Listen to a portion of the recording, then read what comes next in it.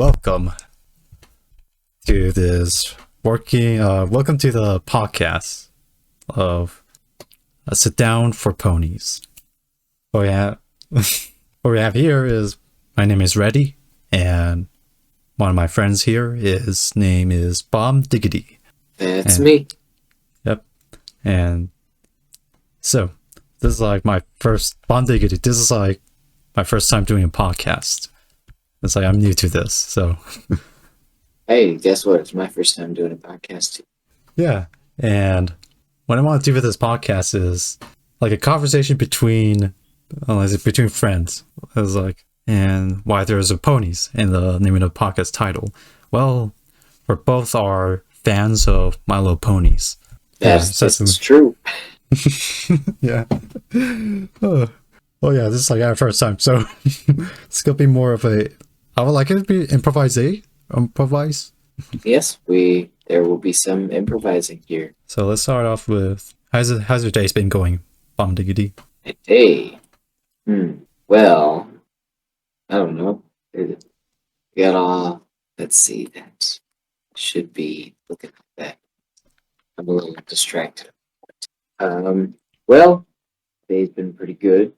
I actually went to the store and bought a bunch. I bought a bunch of picture frames because I got all these prints, all these artist prints at the vendor hall at Everfree Northwest. Oh yeah, like Everfree Northwest. I'm gonna frame a bunch of them, so I had to go get some picture frames. But one of them's different dimensions than the others, so I have to wait to get another frame. Oh, I yeah, was also washing some blankets I got. Have you checked out my YouTube videos? Oh yeah, you did send me that today. During work. Oh, whatever, like during work, and yep. You Shameless plug, thebombdiggity.com on YouTube. I got some skits that I filmed at Everfree Northwest. Yeah, like I was able to watch one video during work, but I'll watch the rest like after got this. some prime editing, don't it? So I put a lot of work into editing, though. oh yeah, I thought you I did. was real clever with them. Oh yeah, the beginning intro. You have the title. My Little Pony is magic is assertive, or assertive is magic. Yeah. No, friendship is assertive. And I even edited Everfree Northwest 2020 over the bold. And then I've got the outro where I'm credited as the executive producer. Oh man, I had so much fun making those. Oh yeah, like for some like context, like you, me and you, Bomb Diggity, like we met each other like in person, like at Everfree Northwest. We were just a couple strangers standing there, not standing in line at Everfree Northwest. Yeah. I was like helping you with the first skit video, and then I did like you filmed. I think you actually technically filmed. Okay, there was one that you didn't film because you like were in the restroom or eating or something like that. Yeah. But you filmed 3 out of 4. 3 out of 4. No, actually, you acted in another one of them. Oh, whatever. If these viewers are so interested, they can watch the videos themselves. Yeah. Again, check out my YouTube channel, thebombdiggity.com. No spaces. Yeah. I mean, I'll leave the YouTube link. I'll leave the link to your channel actually in the description below. Fantastic. Yeah. You've got to use the link because apparently Bomb Diggity gets you. It's not very easy to get you to my channel unless you know how to look for it. Yeah. Speaking of like the convention though, yeah, like that was great fun. Goodness gracious, it was the greatest week of my life. The convention wasn't a week, but I had a week-long experience. Oh yeah, that was so much fun. Like, so yeah. I do have a couple points of interest in regards to My Little Pony Friendship is Magic we can start talking about. Because a few nights ago, let's see, it was Tuesday night, I watched the pilot 2-part just because I'm in a real hey, let's watch some My Little Pony mood coming off of Everfree.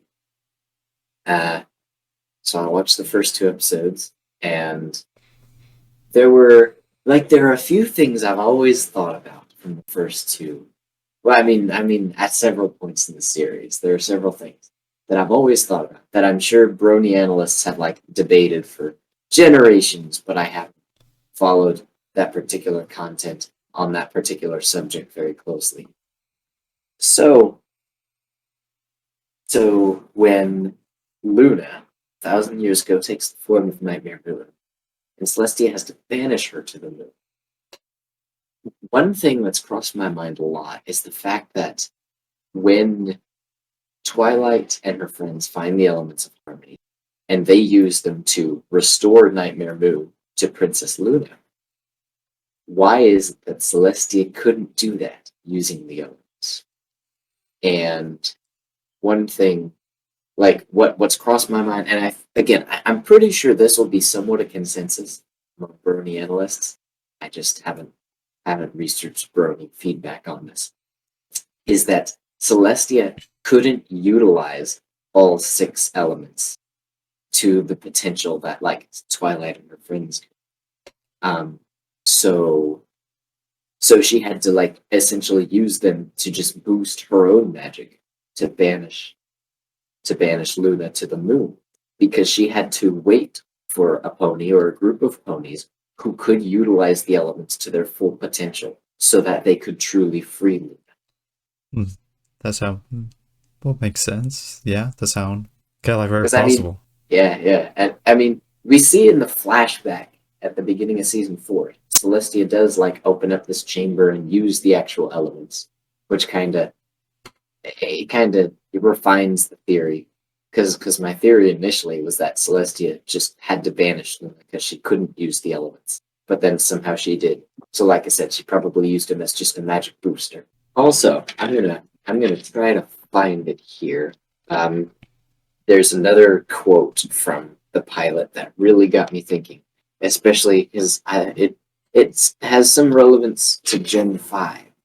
All right, fill the void. You can talk while I'm doing my research. Yeah, like I don't I don't have to do like deep analysis of My Little Pony, honestly. I just like watch I seen I guess we watched the show I guess like twice and then we watch mini episode. Like I don't tend to like do deep analysis.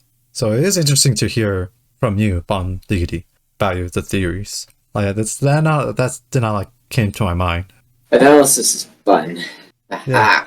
Let's see. All right. So I found a script for.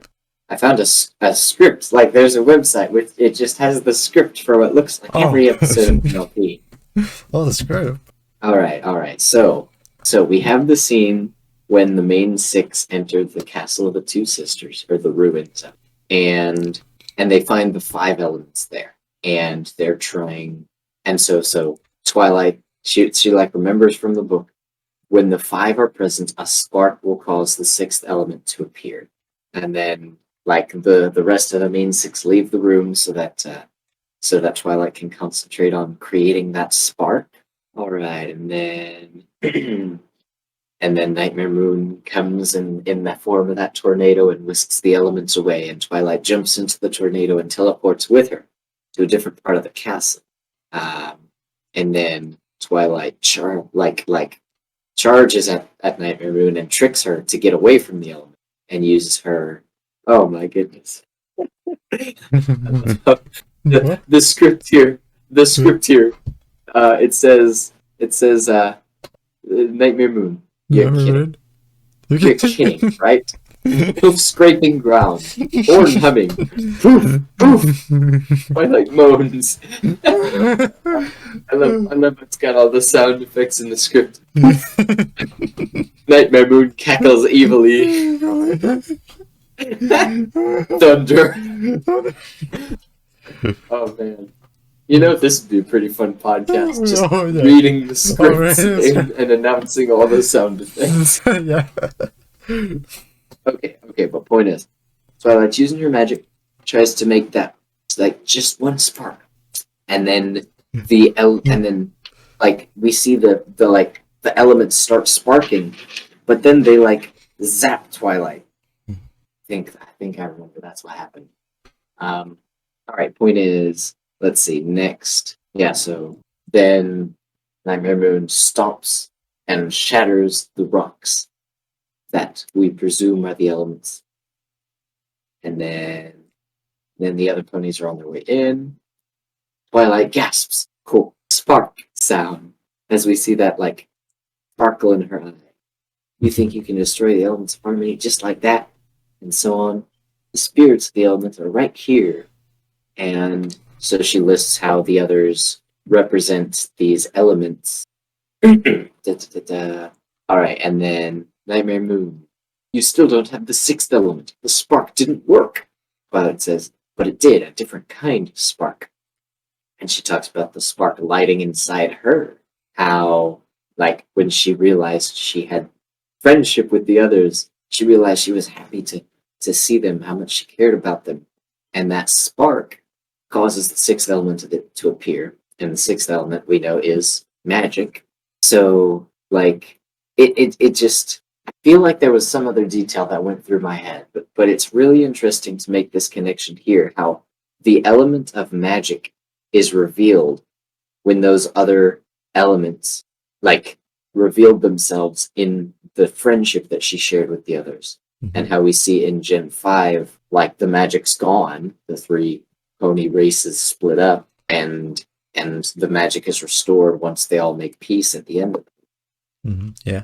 Yeah, so that's, say that should still be sure. Yeah, so that was, again, I feel like there was some other detail going through my head as I watched it, but I can't remember what it was. But yeah, you see that connection there. The magic appears when the friendship sparked it. And it also makes me, I remember now. So like, throughout the whole series, especially the finale, like the series finale, especially when they're fighting fighting Cozy Glow, T-Rex, and Chrysalis, yes, surging with Grogar's magic. You know, they kind of just friendship the bad guys away. Yeah. Like, you know, all odds are against them, but then suddenly all their friends arrive. And I think there's like some kind of force, you might call it, in the MLP world that's like literally magic or literally power derived from friendship. Yeah. Like literally friendship, or if you want to make it sound more academic, like the strength between the intimacy of souls or something like that literally creates this magical power that friendships the bad guys away. Again, this is something that I feel like brony analysts probably talk about, probably wonder the same things, but I haven't followed that side of YouTube recently. Yes, that's an interesting point, and like I don't watch like many like My Little Pony videos. I guess like analysis, not that many. Because I just like watch the show, just like, you know, just sit down and watch it, not think too deeply from time to time, or not often too deeply. So it's like an interesting point you make. Yeah, I love one of the things that, all right, you know what, how about we back up a little bit? Like we're friends who love MLP. That's how we met. We met at a My Little Pony convention. Oh yes, which is awesome. So for the podcast listeners, why don't we back up a little bit? We can talk about like our introduction to the show. So, do you care to go first, or do you want me to go first? I'll go first. So my effort, like, okay, so it might be a bit long, but to make it, I'll explain it. This is a podcast anyway, so you can. So I first was exposed to My Little Pony through, I remember like, this was back in 2012, I believe, where I was like one day just watching, you know, on TV during the weekend, and on the Hub channel was playing like My Little Pony. Well, it was on air, and I remember just like thinking about like, I keep seeing commercial of My Little Pony, keep seeing that show pop up on like the Hub channel, and I remember like watching like a couple of like Ponies videos, or not a couple, but I remember like one funny video was on sort of like a parody of My Little Pony. Anyway, I So I decided, no, I'll watch the show, watch an episode, and it was like an episode about Pinkie Pie meeting Cranky Doodle for the first time. I forgot the name of the episode, but I remember watching it, and after that, I was like, oh well. I didn't think much of it. I just moved on, watching something else. Like a year later, Equestria Girl came around, and again, this was during the weekend, and I was like watching the TV as usual again. And I remember scrolling through different channel, and there was Equestria Girl on the Hub channel, and I remember just thinking, oh yeah, I remember watching this. Like, I remember I saw like commercials of it, like commercial ads, and I was like, no, I'll watch it. And I watched it, and it was like more than 20 minutes in, and watched it through, and after that, I didn't think much of it again. And then moving forward all the way to 2017, I was like in my room, just at that time I had an iPod. It was like an old iPod, just watching videos on YouTube, and I was just thinking random thoughts, and one of them was My Little Pony, and I remember thinking, oh yeah, I remember watching a bit of it, like an episode of that, watching the Equestria Girl. I was like thinking, I never really fully watched the show, so I decided, no, I'm gonna watch the show fully, for real. And I turned on the TV, and I had like Netflix, and I checked through like, okay, My Little Pony, and it was there on air. I was like, okay, I gotta watch the first episode of it, see how it is. And I watched it, and that's where I got hooked. Like, like I began watching more and more, and that's history. Yeah, just here I am now, just explaining how I got into My Little Pony. How about you, bombdiggity.com? So for me, it was the year 2014. And so my family, we were hanging out at our cousin's house, my aunt's house, and her daughters. She has all girls, and they put on the first episode of My Little Pony Friendship is Magical on TV. I was 12 at the time, and I was thinking, come on, there are boys here. Put on something we'll all want to watch. Like I said, they put on that first episode, and it opens up with opening the book and Celestia narrating like the corruption of Princess Luna, the battle and the banishment of Nightmare Moon, and that 1,000 years that she'll return. And immediately I was like, okay, I'm interested. I love fantasy, and I love myths and legends so much. And I think that's one thing that helped me step into the show, was it was able to reach out to that part. And then I watched the rest of that episode. Watched the rest of that episode immediately. Let's see. I was thinking. So you get to the end of the first episode when Nightmare Moon reveals herself, and then instantly I was like, "Come on! I want to see what happens next." And they put on the next episode right away. We finished it, and I was just in love right away. Like my little 12-year-old mind wasn't complex enough to really know why I liked the show. But I mean, I went like from that day forward, like back at home. So every brony goes through the phase where like they're embarrassed about liking this, and so I had this like tablet, and I'd be like up in my room just using YouTube to watch the episodes. Like most of the episodes, I was like watching reviewer commentary or like blind reaction commentary kind of stuff, just to watch all the episodes for the first time. And like for months I was watching the show and getting on with it, and oh man, those were simpler times. Oh yeah. And yeah, that's oh, and I remember distinctly there was let's see, I don't remember how far I was into the series, or I don't remember like this was just a couple months probably after I started watching the show. I found this YouTube video. It was a MLP versus Minecraft song battle. And And my first thought, I expected it to be like basically a rap battle between like the ponies and the mobs or something like that. But it was fan made music. It was playing like Minecraft fan parodies, and it was playing Brony original music. That video was like my first exposure to the fandom itself, and that was awesome, man. That's how I came to was be introduced to the show. How I came to love it. Yeah, like speaking of like you mentioned about like watching My Little Pony on your tablet and all that. Like for me, like I first began like I guess fully watching the show back in 2017, and I was watching like the whole show on in my living room with the TV on, and I remember just when I first watched it, I was like I just went downstairs, turned on the TV, and my parents and my two siblings were in the house, and I just began just watching it, and I didn't care what they think because like I didn't think like they don't care really like what I watched really, and like at first I mean like my parents were a bit weirded out at first, but then they were like this is stop caring, like I was enjoying the show. And I'm the one who's warmed my whole family up to My Little Pony. Like all my siblings, I've got three younger siblings. All of them like the show and watch it. None of them are as passionate about it as me.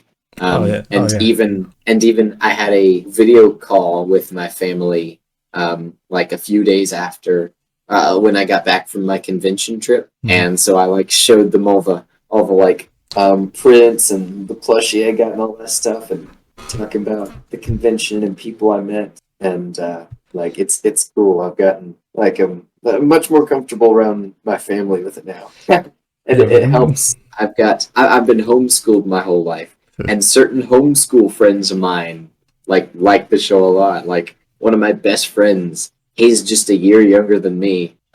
He likes the show. He and I are both so interested. We both like do all these like fan theories and discussions and talk about our OC adventures and stuff. for Fun me, stuff. yeah, for me, like it was me watching the whole show, including one of my my younger sibling, my one younger sibling, who was just watching the show together, like the whole time. Well, almost all the time. We were just watching the show, like each episode. Whenever we watched like another episode, like it was me and my younger sibling, and we both watched together. It's like that was fun. When I began watching the show, like at first, what I guess like hooked me in is, and like I didn't know this at first. Like that was like I guess like later on, I guess like way later on, like watching progress through the show. Like when I know what got me hooked now, like thinking back is like the story, yeah, like the story, the character. Another one that's like got me hooked is like the ultimately for me is like the positivity and the message of it that really got me like into the show, because like during that time like before I watched the show I wasn't in the right place mentally, the best way to put it, mentally in the right place. So that show like helped me through a lot, and I'm to this day I'm glad that I watched that show. So it's got me through. This show like got me through a lot. Well, that's that. Thank you for sharing. Mhm. That's it. It seems there are a lot of people who can relate to that. The show itself, just from bonding with the characters and getting to experience their adventures, and also engaging with the community, has helped a lot of people. There have been a lot of people who've gone through hard times, who've been in the same boat you described, and the show gave them the encouragement, or the fandom gave them the support to keep at it. Mhm.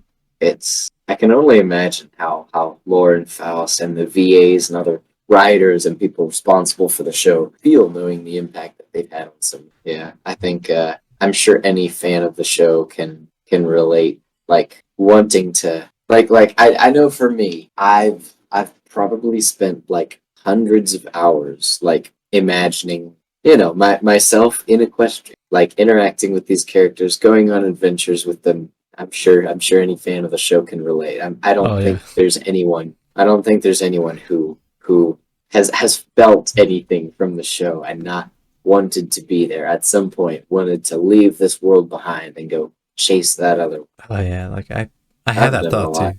I still do it.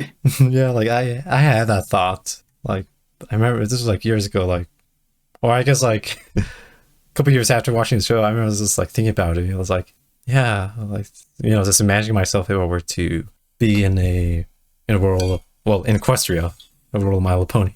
Like I have thought of that. You know Yeah, what I mean? it's fun stuff. So now we're, let's see, well, 2022 right now. Well, currently Yeah, 2022 yeah, so far. Now we got like G5 now. we do. Oh yes. I need to catch up on G5. I haven't watched anything besides the movie. Oh, you haven't seen the special? I haven't. No. Well, I don't want to spoil it, but like, yeah, just watch it. Yeah, I prefer you didn't. We can talk about that in a later episode once I'm all caught up. Yeah. Oh yeah. Oh, also there actually. Oh, also there's the. Let's see. Tell your. Hold on. What's it Yeah, I called? think it's called Tell Your Tale. Yeah. Like Yeah. this. It's like cartoony. I guess I'll check that out too. Yeah. There's like. Recently, I've wanted to go check out all the Gen 4 material. Like I've gotten more interested recently in finding the comics and reading those stories. Um, just in recent months, I cared a lot more to check out Equestria Girls. I tell you, like as much brony embarrassment as I've ever felt like in My Little Pony, it's felt so much more severe like in Equestria Girls. Uh, but I knew like so many fans loved Sunset Shimmer as a character. I knew a lot of people thought the music from that series and those movies were really good. So I checked them out, and it is good stuff. Honestly, like especially the music, like especially in Sidetwise. Sidetwise has the best freaking song. But yeah, now I'm trying to like find all the shorts and specials and all the EQG material and yes. Oh. Oh, I've even gotten interested in checking out previous generations too. Oh. Especially Gen 1. I think there was like a Bronies react to a Gen 1 movie or something like that, or maybe like a Silver Quill video, one of those Brony reviewers talk about some Gen 1 movie, and it looks exciting. Yeah. I've not seen like it's a previous generation. I may have like I don't know if I'll okay. I'll at least try it. I'll skip over. I think I'll skip over Gen 3.5. Probably Gen 3. But Gen 1 especially, I'm really in. Okay. I'll keep that in mind. Can't believe Gen 3.5 exists. Yeah, I only seen like a Equestria Girl like once. And there was like I guess like the first one, and like I only seen like I missed the first 20, I guess like more than 20 minutes of it. That's what I remember. Like I don't remember too much of it. Like I don't pay attention to Equestria Girl. Like I don't know if I I don't know if I do want to watch it or not, but maybe in the future, maybe yes or no. I gotta say, especially since the convention, like I had no idea that Vincent Tong was such a fun, cool guy. Oh, Like yes. he's a party animal. Yes. I want to watch more Equestria Girls, see more Flash Sentry just for his sake. That oh my goodness, he's a blast. He's a baller. Oh yeah. He liked my joke at Everfree. What? There was let's see, it was the like Q&A with the VA panel, and they were like asking them all like, who's your favorite character that you don't voice, something like that. He said he liked Maud Pie. Oh. And so I shouted, she rocks, and he gave me the finger gun.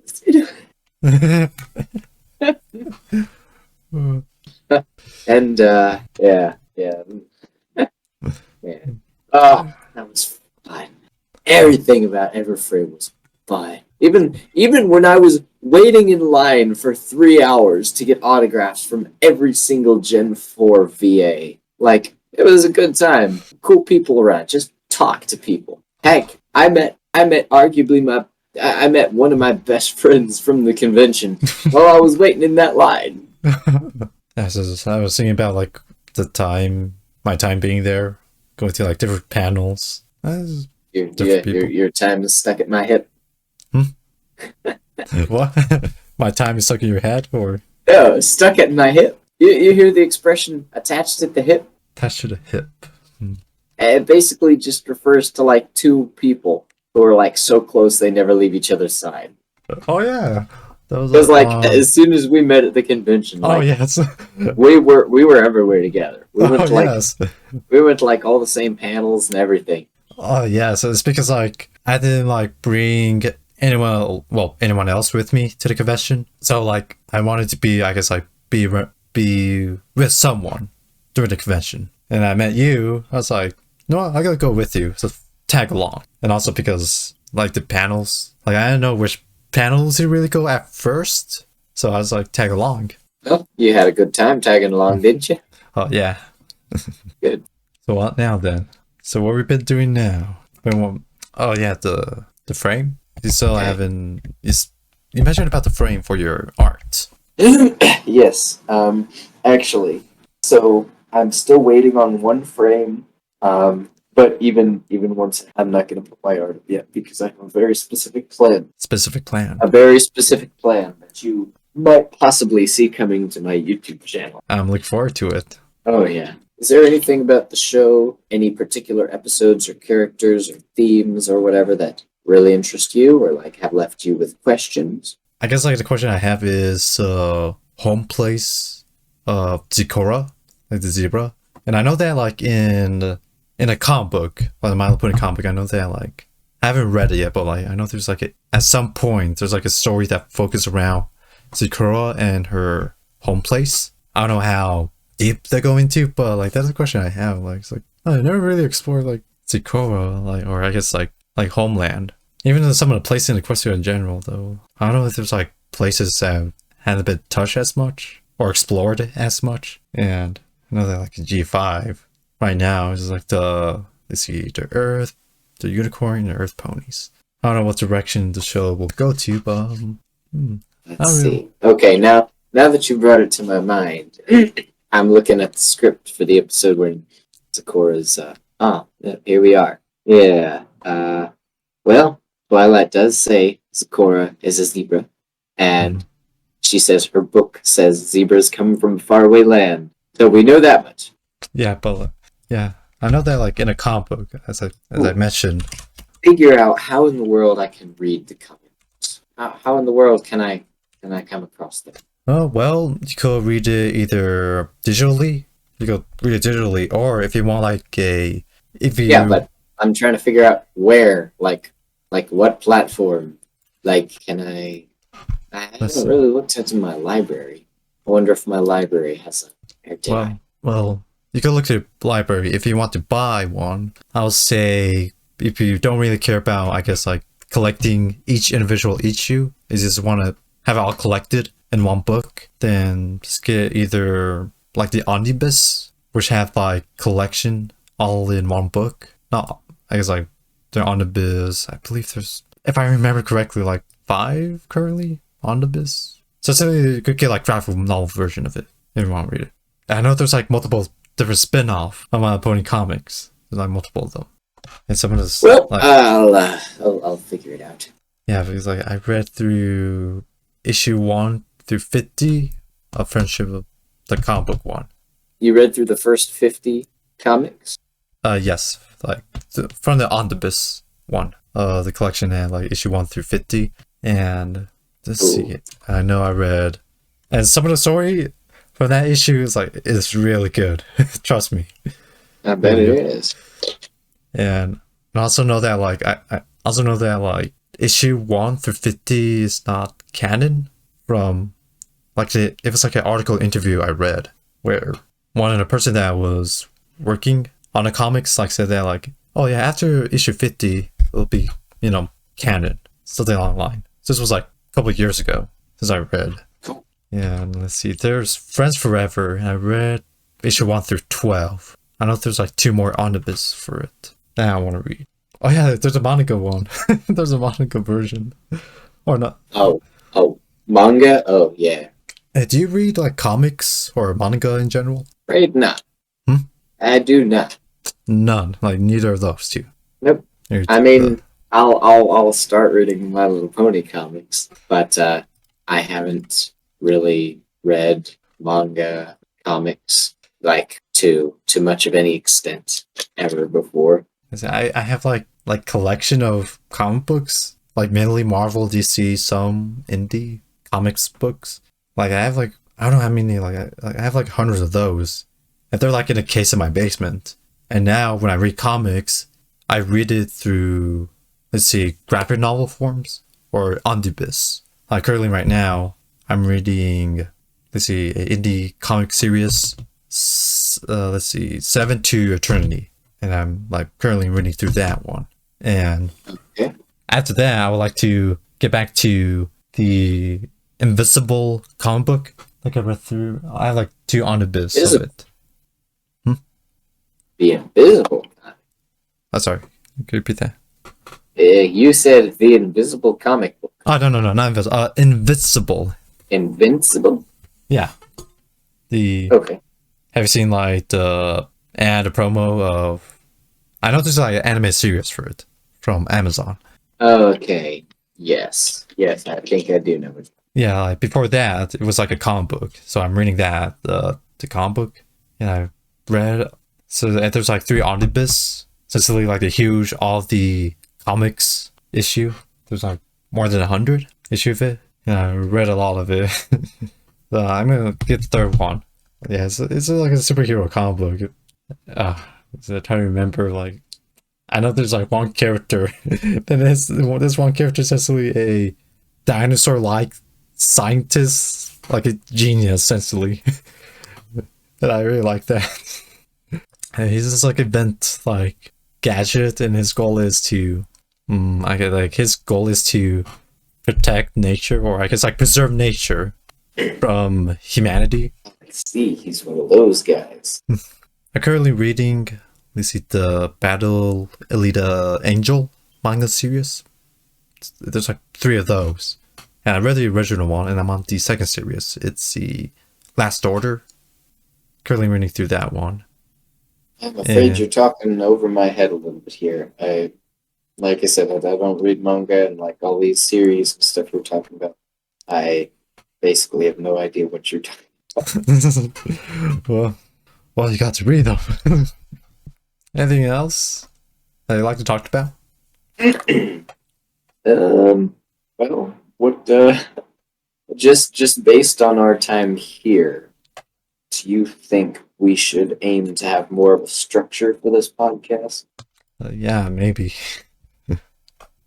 I think what we should consider doing is decide on some idea from the show, like a character or like a bit of history or a detail on the map, something like that.